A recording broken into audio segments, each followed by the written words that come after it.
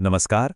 आज हम भारत के नए कानूनी सिस्टम के एक बहुत ही खास और ज़रूरी नियम यानी धारा 280 पर बात करने वाले हैं। तो चलिए इसको ज़रा डिटेल में समझते हैं। ये सवाल अक्सर लोगों के मन में आता है ना? कि क्या एक बार शिकायत कर दी तो बस बात खत्म, या उसे वापस लेने का भी कोई रास्ता है? आज इसी सवाल का जवाब ढूंढते हैं। तो ये जो नियम है, ये आता है भारतीय नागरिक सुरक्षा संहिता से, जिसे शॉर्ट में BNSS 2023 कहते हैं। ये हमारा नया प्रोसीजरल कोड है और हम इसी की एक खास धारा को आज समझने वाले हैं। एक बात समझनी जरूरी है कि ये नियम हर तरह के केस पर लागू नहीं होता।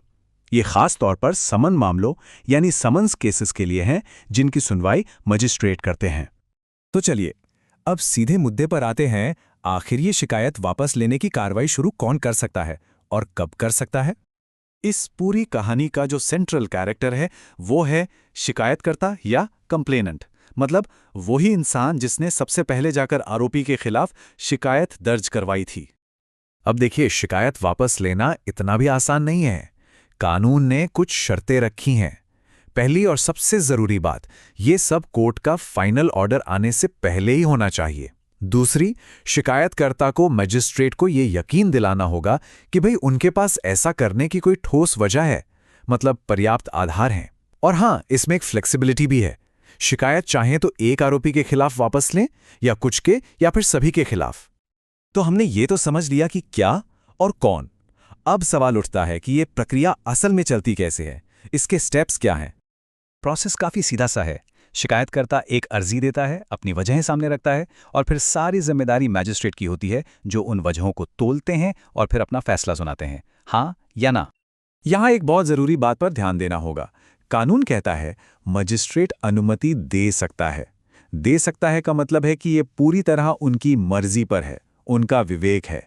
ये कोई ऑटोमेटिक प्रोसेस नहीं है कि अर्जी दी और काम हो गया। मजिस्ट्रेट का कन्विंस होना बहुत जरूरी है। चलिए अब आगे बढ़ते हैं।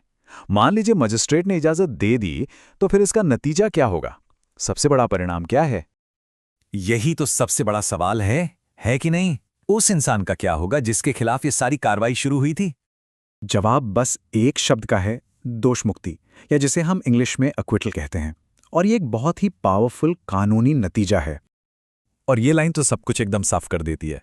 एक बार मैजिस्ट्रेट ने परमिशन दे दी तो फिर कोई इफ बट नहीं है। उन्हें आरोपी को दोष मुक्त करना ही पड़ेगा। यहां कानून में कर देगा लिखा है, कर सकता है नहीं, मतलब ये कंपलसरी है। तो दोष मुक्ति का सीधा सा मतलब है कि अदालत की नजर में वो व्यक्ति उस अपराध के लिए दोषी नहीं पाया गया। ये सिर्फ केस बंद होना नहीं है, ये एक तरह की कानूनी क्लीन चिट है जो उस मामले को हमेशा के लिए खत्म कर देती है।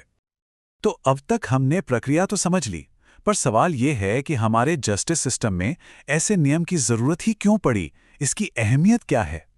देखिए, यह नियम कई काम करता है। ये लोगों को आपस में सुलह करने का एक मौका देता है। ये शिकायतकर्ता को भी ताकत देता है कि वो अंतिम फैसले से पहले अपनी बात रख सके। साथ ही ऐसे मामलों को जल्दी निपटाकर ये अदालतों का बोझ भी कम करता है। और सबसे बड़ी बात, ये एक साफ सुथरा कानूनी अंत देता है ताकि कोई कंफ्यूजन ना रहे। और आखिर में ये एक बड़ा इंटरेस्टिंग सवाल छोड़ जाता है ना, कि कानून को कितना फ्लेक्सिबल होना चाहिए और कितना पक्का। एक तरफ बदलती परिस्थितियों के लिए गुंजाइश होनी चाहिए और दूसरी तरफ फैसलों में एक फाइनलिटी भी जरूरी है। धारा 280 कहीं ना कहीं इन दोनों जरूरतों के बीच एक बैलेंस बनाने की बहुत अच्छी कोशिश है, और ये एक ऐसा बैलेंस है जिस पर सोचना वाकई जरूरी है।